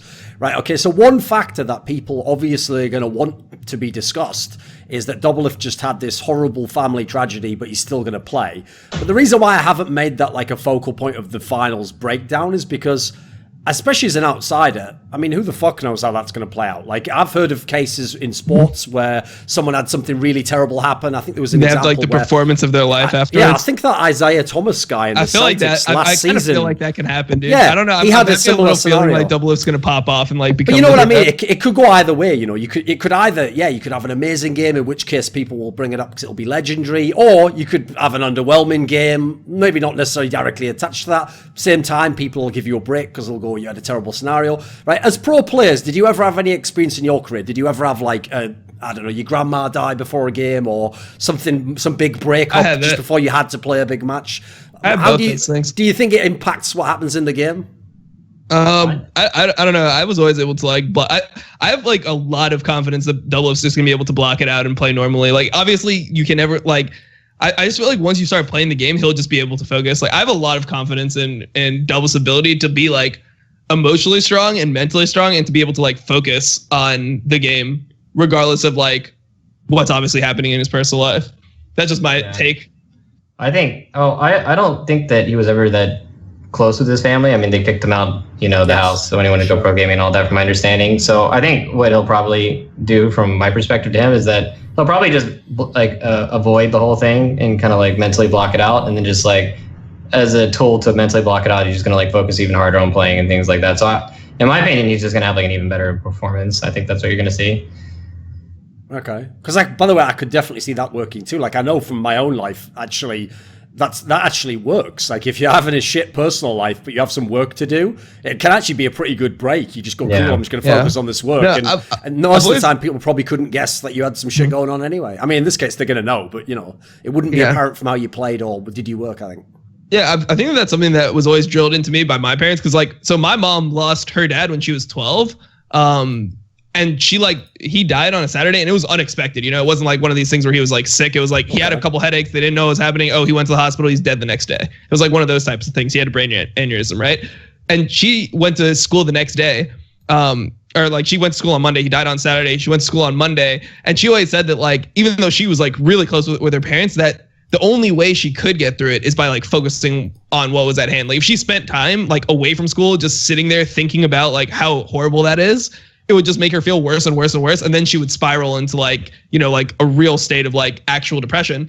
So one thing that she always pushed me to do whenever I like had like emotional things, I had something happen where my mentor, who was like my music teacher, died, to just keep on like going through with everything and just like put effort in, because it'll give you a distraction and it'll like help you like heal in a way, because the only thing that actually makes those things better is like healing, or time rather. Like that's the only thing that actually makes it heal. So I feel like if you just sit there thinking about it, it doesn't get any better. You know, you kind of just almost spiral yourself even worse and worse. And I think that like being able to focus, like I feel like this is the best, this is the best timing for him, because he has something so monumental to focus on that he'll be able to like, you know, get through it in a much like I feel like if it was in the middle of the off season, it would just be like all he could deal with, you know, like every day it would just be like that's what he's dealing with. But now he has a task that he has to put his mind into, and it's something that he works really hard for. And I think that like passion that he has for the game will be able to like drive him to succeed even harder. Yep, completely agree. Plus, as bizarre as it sounds, like here's the thing: from the outside, maybe if you don't know how sports looks, you might think all the scrutiny would be on him. Like, oh, if he does badly, is it because of that? I actually think it'll be the opposite. If anything, people are hoping he goes ham and that has an amazing game, and then it becomes like a legendary final, you know, for that reason. Like, I mean, there was a famous one, if you remember, where I think it was 1996, where when Jordan's Bulls beat the Sonics, it was like it was like no, this is the one where it was like Father's Day or something, and his dad had died a couple of years earlier, and so as a result, that's actually the main thing people remember about that final. It's not the fucking people don't remember the way the final played out. They just remember that he won in this like epic fashion and it had some extra significance. So I think everyone in a mad way will be pulling for him to do well. So what do you think, Kelsey? Do you have a take on what will happen with this? If this will impact the way the game will play? I'm not entirely sure. I think that a lot of times when you're focused on the game or when you're focused on work, it helps you get through situations, but it doesn't necessarily affect like how effectively you're able to do your job. So I have full confidence that Doublelift will still play very well, like the way that he has in the past. So that's kind of how I feel. I don't necessarily think he'll perform better or worse. I think he'll just be consistently Doublelift. So okay, right, Sin, do you need to go soon?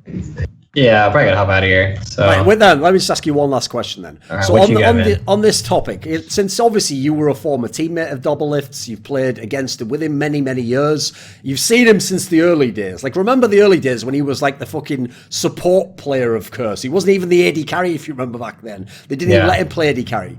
Right, there was obviously a long time in the beginning of the LCS era where Doublelift's teams weren't even coming close to making the finals of LCS. They used to have those CLG teams would just break apart every quarterfinals match. So if he wins this final, not only will he have loads of LCS titles at this point, but he'll have this ridiculous stat where he'll have won with 3 different organizations, right? As someone who knows Doublelift a long time, is this what he always should have been capable of? Should he always have been the guy with the insane stats and records and stuff? What do you make of his career story, kind of, as someone who's known him? Well, I guess like his first teams were like CLG, then Curse, and then back to CLG. So I just think that, I mean, he just didn't have the strong rosters in the beginning, and also his like game knowledge. Like everybody's like, oh, you know, Choster, they went in the dojo and played Street Fighter, and then he taught them about the game, you know? And I mean, that's pretty much what they do. Like, we'd be playing in Korea, and like Choster and him would just be yelling at each other all the time. You know, like, no, you're stupid. You know, you got to be here. Like, you gotta be, you know, they always be yelling at each other. I think that any new player that comes in and has like great mechanics, like they need to be taught all the game knowledge. Like, I've never seen somebody come in and they're just like, oh my god, that guy's so smart. You know, I think the only one was Darduck. To me, Darduck I thought was like immediately like pretty smart. Like he had good mechanics.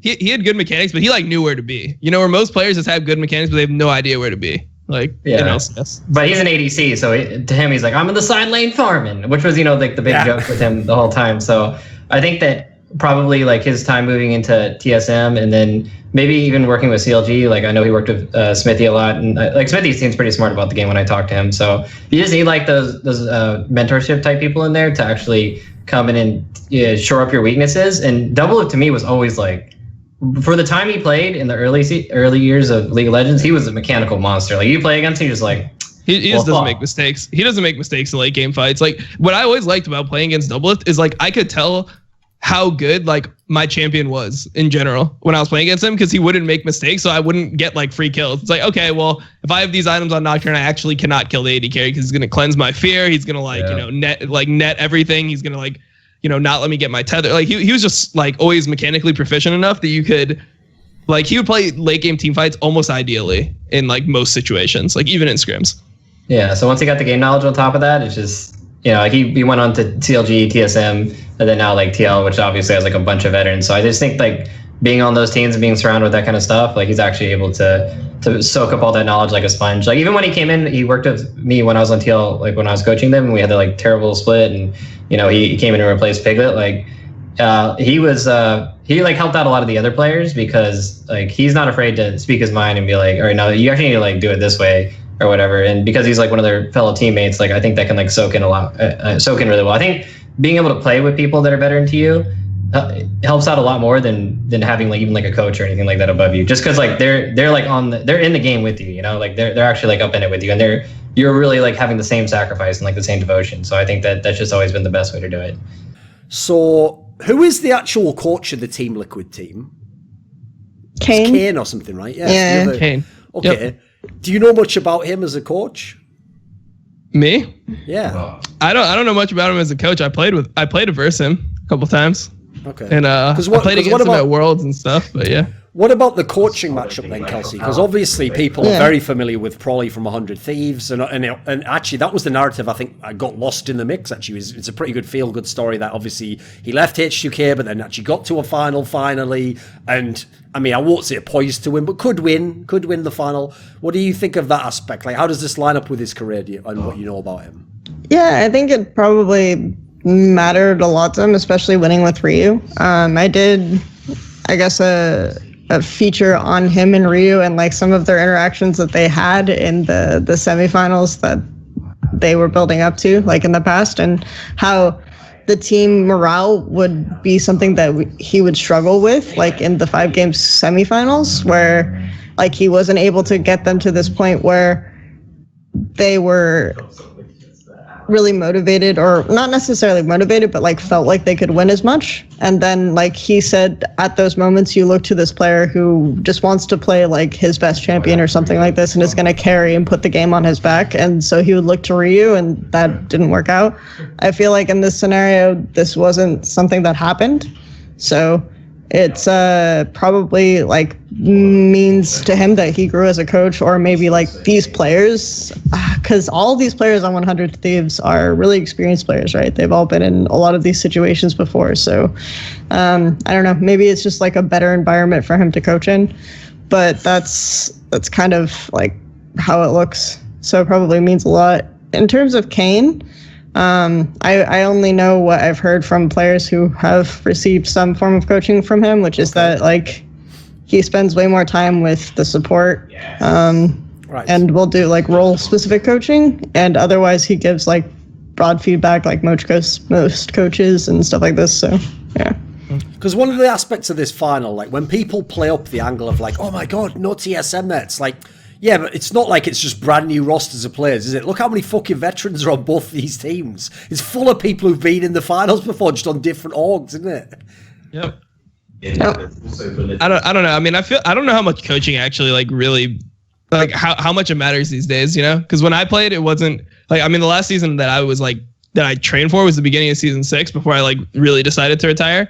And like, to be honest, it didn't matter like too much back then. It was mainly on like how like the players were in the game. Like you could have the best fucking coach in the world, it wouldn't mean shit. Like if the other team just had better players. So I it's really hard for me to say because I don't know what it's like now. I just know what it was like back then. Right. When we had that discussion earlier, when you were talking about Meteos, in an earlier episode of this show, this split, I think, am I correct here, Kelsey? You actually had Meteos as the best NA jungler, right? Or the best jungler in NA LCS, is that correct? Yeah. Mm-hmm. Okay, right. Dominate, obviously another person who has been a contender for that title for many splits is Xmithie, who's on the other side of the equation. Who is actually the best of the two, in your opinion? I mean, I don't know. I think that Xmithie had a really good summer last split. Like, I think he was probably the best jungler last split. I think this split he hasn't played like super well, but it's hard to tell because it feels like a lot of times he's like sacrificing. He's like so willing to sacrifice himself for the team. Like the second like a lane starts losing, he's like, all right, well, I'm just never gonna farm my bot side jungle ever again. Like I'm just gonna be here with the pink ward, like making sure you don't die again. Like he's just so like supportive that it's really hard for me to tell like how really skilled he is because it's not like he like his lanes play to him. Like he plays towards his lanes fully as a jungler. I'd say that this split like Meteos probably played a little bit better.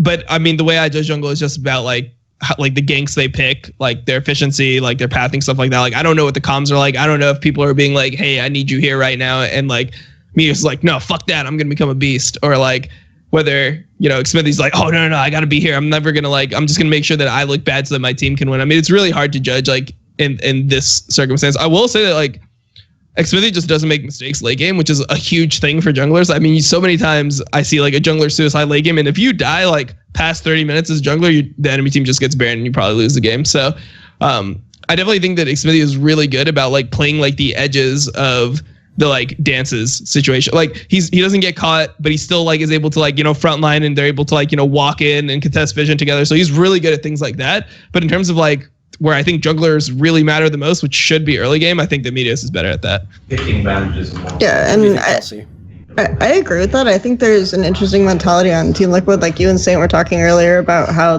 they play similarly, but the reason I think 100 Thieves does it better is because they don't give up as many waves on the individual lanes to make the plays. Like they're much better at judging when mid lane has priority and going bot, whereas Team Liquid, I feel like Pobelter will just be like, yeah, fuck it, I don't need this wave, but meanwhile the minions are chipping at his tower or something, and maybe the play bot doesn't go as well as they wanted to. So for me, I think that like Xmithie, Pobelter, and Impact are just, and to an extent bot lane as well, are just way more willing to like sacrifice their lanes than the rest of the players on 100. Yeah, I mean, everyone's willing to like sacrifice a lot on TL, which is why you see like Impact fall behind in CS like almost every game, and then you have, you know, Xmithie just like always behind in CS, but he always just plays champions that it doesn't matter, you know, like he for the most part. I mean, he was playing a lot of Trundle in the last series. Like he's not taking the aggressive side of the matchup, he's taking like the bad side of the matchup, and like I'm not going to get shit on hard enough for it to matter that you like pick this aggressive champion. I'm just going to outscale. I'm going to be in the team fight, have my ult on Trundle, have my pillar, whatever. I'll just be more useful. So it's really tough to say, but I just think that in general, Meteos just goes for like better plays in the early game. Like his plays are just way more thought out. It's like this is like the foolproof play, you know, like where you cannot fuck this one up. You know, he picks that play, whereas like Xmithie goes for like, he's willing to like, you know, take like the 50-50, or he'll like, you know, do weird contests for like wraiths and stuff and get himself killed. Like it's just not as clean as like Meteos' decision making. Like I never see Meteos this split. I never saw like Meteos go for like a play where it was like, damn, what the fuck is this guy thinking? He just gets counter ganked. They like lose the 2v2 and the game's over. Like that just doesn't happen to Meteos because he just won't go for that play. Like he knows when that's going to happen. Okay. Right. Okay. One of the few players we haven't talked about obviously is Doublelift's counterpart in this matchup, which is Cody Sun, obviously formerly of Immortals, people might remember. And he's someone where I feel like he has like there's a very split opinion on him in the community, because there's a lot of people hype him up and say he's really good. And I have to say, okay, some games he has a pretty high ceiling, but I personally have always been a bit of a critic because I've seen a lot of games where I felt like he made some really bizarre mistakes, and as an AD carry especially, Like, you can just ruin the whole game if you make a really bad mistake, especially in like a mid-game team fight. Like, that's the whole game done. Whereas it feels unfair if you're a casual fan because you think, well, you wouldn't judge everyone else. Yeah, they're not all the AD carry though, are they? The fucking gold's gone into that guy. We need him in a team fight. He has to do the damage. So what's your take on it, Dominic? Where do you come down on Cody Sun on this one? I think he's really, it just is what it is, right? He's really fucking good. And that's like people that say he's not good just see like the mistakes and they're like, oh, well, a good player would never make that mistake. Like, that's their mentality. But in terms of just like how he plays the game, like, he is doing as much fucking damage as possible in team fights. He is laning like really fucking well. He plays AD carry really well. He just has really bad brain farts. Like, he'll just have like, it'll be like, what the fuck were you thinking, Cody? Like, why would you do that? But that's just like a young player, you know, you can't even be mad at that. Like, I respect that from a young player. It's like, this is when he should be making his mistakes. Like, this is how a great player looks at the beginning of their career. You remember Doublelift? He used to do the same shit. He was Cody Sun like 4 years ago. 5 years ago, he was the AD carry who would be like beast up and he would do a lot of damage and he would look sick. And then he would just do one thing where you just like question like whether or not like he was conscious for like the moments when that play was being made. It's like, were you thinking? Like, what happened? Like, how could you possibly like make this mistake? Like, that's how Cody is. He fucks up sometimes, but he's really fucking good.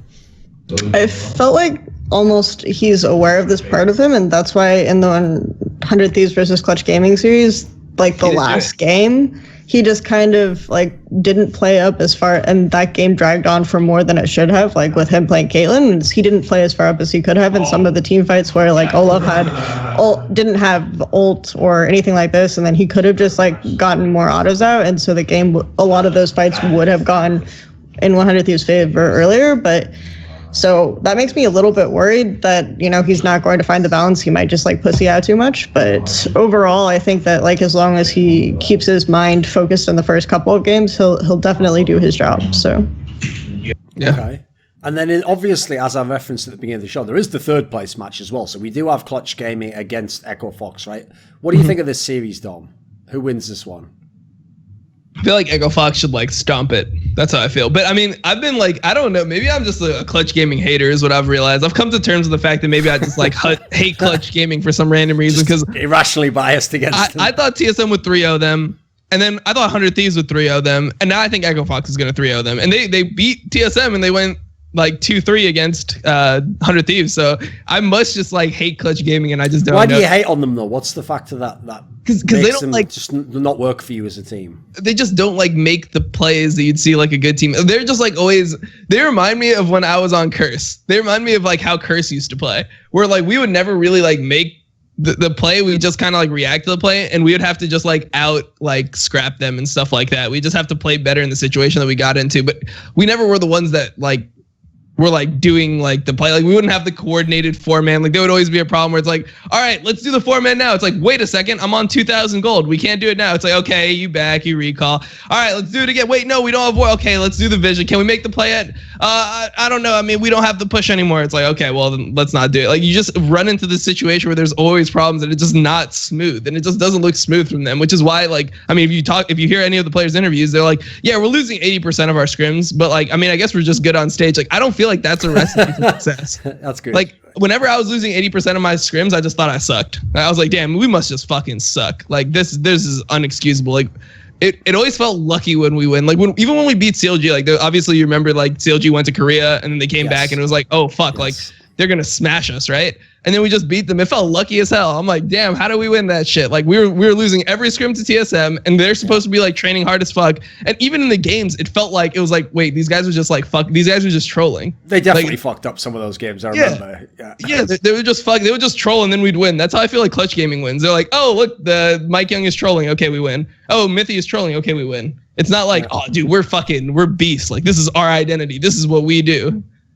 Because here's the thing, Kelsey, I do feel like if you're someone in our position, like me and you as content creators, you did have an outrageously skewed perspective on Twitter. Because obviously Clutch Gaming, the meme's correct, they have hired like half the fucking Twitter analysts, it feels like. So all I ever saw on Twitter was positivity and how great they were doing. And I have to say, as someone who internally is a bit of a hater as well, I was just like, what the fuck is this shit? Why is everyone just like blowing them up as if they've done some great shit? Like, what do you think? Come on, are you secretly a skeptic of Clutch? I mean, I think that there are certain things that Clutch do well. Like, I actually do think their reactive plays are good. Like, when people overgroup in a scenario, they're usually able to get something out of it on the other side of the map. I also think that the way that they've been approaching like going for bot lane could give them an advantage against Equifax, for example. And I think that they did end up beating Equifax like in the most recent best of one. Of course, it's like a best of one or whatever, sure. But the way, like, if they get the Xayah Rakan, which I'm surprised that they're not playing Xayah Rakan into Caitlyn. Like, I know that NA might not like it or think it's good, but like people are still playing Xayah Rakan into Caitlyn in other regions, so it's a little bit weird. I mean, Deft plays fucking Xayah all day long. Yeah, so it was a little bit weird to me because that setup was working really, really well for them, and I feel like the Xayah Rakan thing kind of hard carried Clutch, like was like a selection of picks that made them look a little bit better than they were because they could like immediately react to play and go in like the same way with the Thresh. So Did people overblow the Thresh thing with Hacker War? Like as usual, sure. People were making out like, you know, they fucking TSM lost the game just by not banning Thresh. It's like, Thresh isn't the best champ in the game, you know. Come on, guys. Calm down just because someone hit some hooks. Thresh isn't even like a power pick right now or exactly. anything. It's not a priority support. So I don't think I agree with what TSM did. Like, it's not like they lost the game because of only Thresh. Like, yeah, Thresh hit some hooks later on, but I feel like if they were already winning before that, it wouldn't have been the same case. You know, like it wouldn't be like, oh shit, like this was the problem. It's like, yeah, I mean, when you're losing and Thresh can just set up vision, like that's any hook champion. You play Blitzcrank, it looks the same exact way. It's like, oh well, we have complete vision control, and now they have to face check. You you get hooked, you die. Like it's. I don't know. To me, I think there's bigger problems in the thread. I feel like the community always overtunnels on things like that.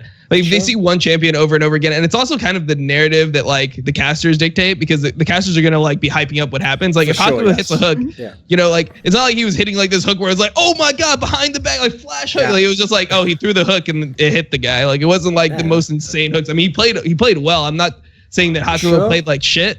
Like he definitely played like Thresh well, but as a team, you're expected to be able to beat Thresh well. Like if Thresh is being played well, you're supposed to be able to like beat that, I feel like. Yeah, and I think that there were other things in that series that were more annoying, like not even just having, it wasn't like Clutch had, TSM could have just banned Swain and Thresh and everything would be fine. Like there were certain combinations of things that were really annoying, like Swain and Zac, right, is super annoying because he can make pulls off of like every single Zac ability or whatever. So, and then like they also, but they had answers to things like the Thresh. Like they had, in Morgana. Some games, they had Morgana. And like, Tahm Kench. Which Morgana is good into both Zac and Thresh. So this was probably like their mentality. So it wasn't like they didn't expect the pick, like they didn't know how to react to the pick. It was just like literally their bottom lane deteriorated slowly as you watch the series.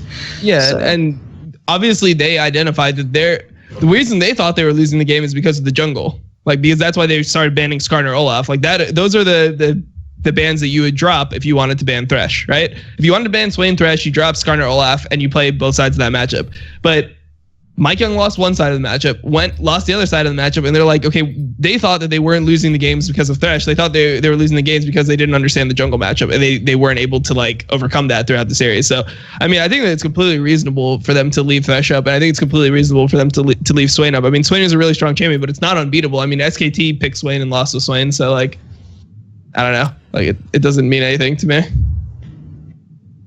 Why actually, I noticed in the final on that topic, the two teams that are in the finals, obviously the mid lane is Ryu and Pobelter, right? I think Pobelter played one game on Swain at some point in the playoffs, but I know Ryu didn't play at all. But when I've been watching these LCK playoff games, it's played like every fucking game. It's broken. And half the time, if the other person can, they just like play fucking Azir right into it to make it like even worse for the Swain, because obviously he might give up something a little bit early in lane. So why is it just never picked? And not only that, in LCK, they'll even flex it top lane. In fact, they do that with Ryze and Swain. It's just banned. It doesn't seem, no one does it in NA LCS. Is there a reason why? It's just banned. I mean, I think it was banned in every game except like in the semifinals, except for one, and it was played in that game. So yeah. It's just permaban status, basically. It's just permabanned, Yeah, and then also I think that like NA top laners have never been good at playing like the mage tops, because you have to play them. You have to be like really smart and be able to like predict the plays before, because all those champions, like even if you're Swain, doesn't matter. I mean, you saw how like Swain went into the like the Nar-Talia game that KT played. It's just, you can just dive that champion. You can dive mages well, and if you're not able to predict the plays, you're not able to like, you know, back off the turret early enough, you just die over and over, and you just kind of end up like chain feeding in a way. So I think that a lot of like NA players in general, or like players that play in NA, are just playing on teams that don't have the level of coordination to pull off mage tops.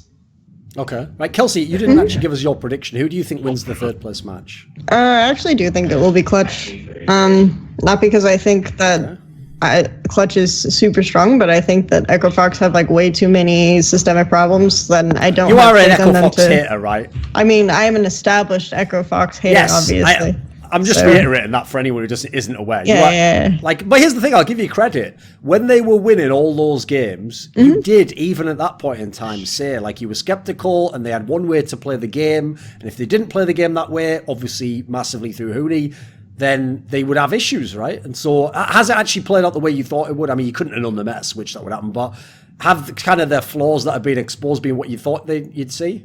And I do think that some of the stuff that I highlighted, like the fact that if mid doesn't get like an early gank or mid doesn't get ahead, that also affects them. The fact that they do not like have good vision coverage around Baron or their bot side in early game. So I think that both of those things end up actually hurting them more than the meta change, because theoretically, like, these are problems that you should have been able to fix when you're still strong, like when you're still winning. And now it's just like you have problems in almost every lane that you can't fix after the meta changes. So I think that that's my issue with Equivox, and that's kind of why I see Clutch Gaming beating them. So, Dom, how do you think the matchup happens for jungle in this one, where we've got Dardoch, obviously the young hope of NA, and we've got Lyra, where when you were talking before about Clutch Gaming and not doing a lot of proactive plays, not being the guys who make the play, that's been the reason why this lineup's been so frustrating, obviously, because everyone remembers when Lyra was envious, he was just, it was like he was in a 1v9 solo queue game where it's like, right, I have to carry the whole game or I have no chance. And I've never really seen that guy that much in he doesn't have to play like that anymore. I mean, obviously, he just doesn't though, right? I just feel like that's harder to do in this current meta. You know, like, it's when you're playing Skarner Olaf. So the whole reason that he was doing those things, like, he was doing these 1v9 plays, those were just essentially cheeses, right? Like, where he would skip camps, or he would like go fight the jungler like really early, or he would go make a play before an enemy team expected it.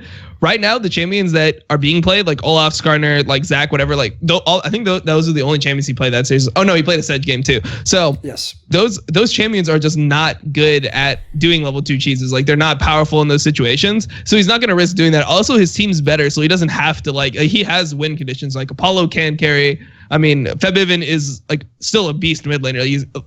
I think that all the players on Clutch are good to like pretty good to good, but I just think that their coordination is just not that of a top team. So I just always I always want to bet on like the team that just looks more solid. That's just how I do like predictions. Like, whichever team I think is more solid should win out over time. So I mean, like, in general, I just think that Lyra specifically is just not able to like play the style that he's probably best at, because it's just not available to him right now. I mean, it's also like there's systemic changes to the jungle since then. So the jungle used to be like the camps would spawn a lot quicker, so that meant that like losing a camp didn't put you as far behind.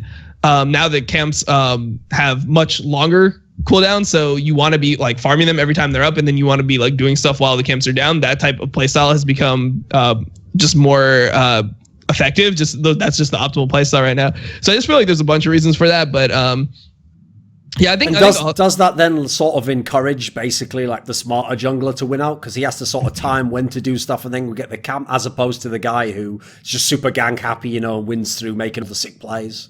Yeah, it's definitely more like you want to just make like the really good play instead of just like you want to just make the sick play. You want to make the good play, because I mean, all the champions, like, they're just more defined. Like, all these champions are pretty much like good when they have their ultimate, right? Like Olaf, Skarner, Zach, whatever. Like, that's when you get your big play, and you're gonna have that play. You use it, you probably kill somebody, and then from there you try to like just play the game out standardly. So I don't know. For me, I just think that the meta right now is not like super Lyra favored, but I think it's like a credit to how smart he is as a jungler that he's able to like still play this meta pretty well. Like, he's not, he still looks like a good jungler to me. He just looks more solid now than he did before. Like, before he would just, either int like the entire game or he would just carry.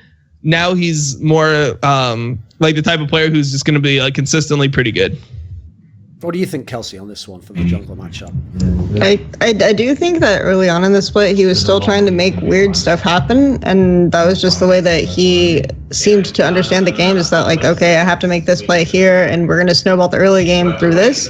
And now it just feels like he's going to farm up for late game, and I actually feel like throughout the entire series, he got pretty out jungled by Meteos, even when they didn't necessarily, even when he was like getting good ganks off, even when he was getting his bot lane ahead, it still felt like Meteos was just more efficient with his play.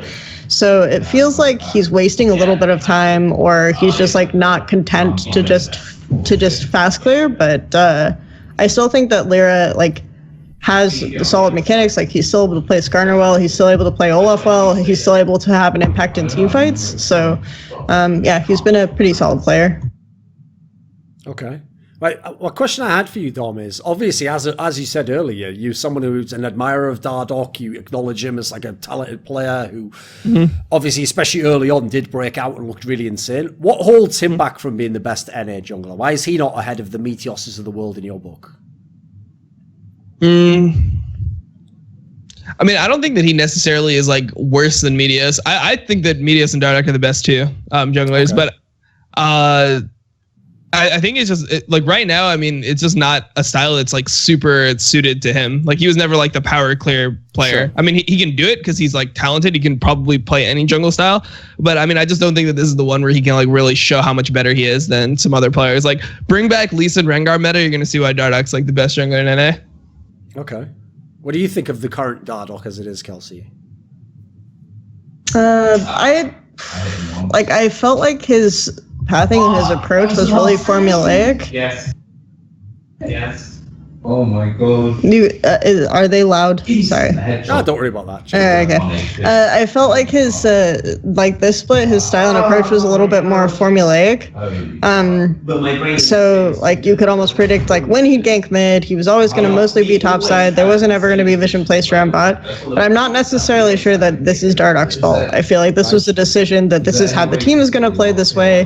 We're going to have it through here, and he was very effective in like making these like ticking the dots that he had to tick every game in terms of like his path, what he wanted to make happen mid, and what he wanted to make happen top.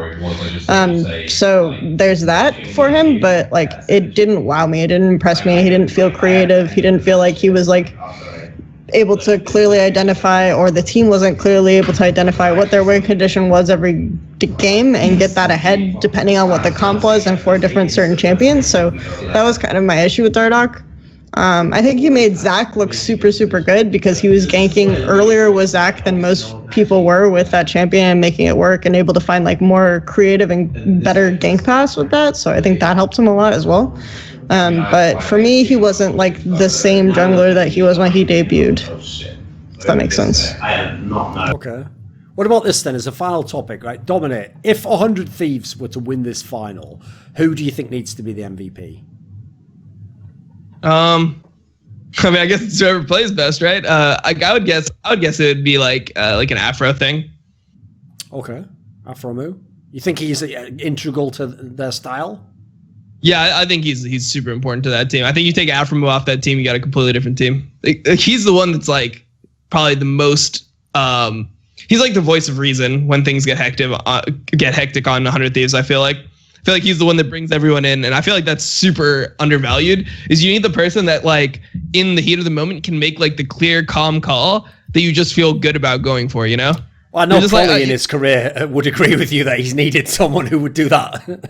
Yeah, so I mean, I just feel like that's Afro Me right there. Like, he's the one that's like, we're doing this. This guy's gonna come in, and this is what we're gonna do about it. Like, let's go. And if it empowers you, it feels like, oh shit, we can do this. All right, let's like you all buy into it. Like, everyone's looking for that on stage, right? And no one wants to be the guy to do that, sure, you know, because exactly, it always. Yeah.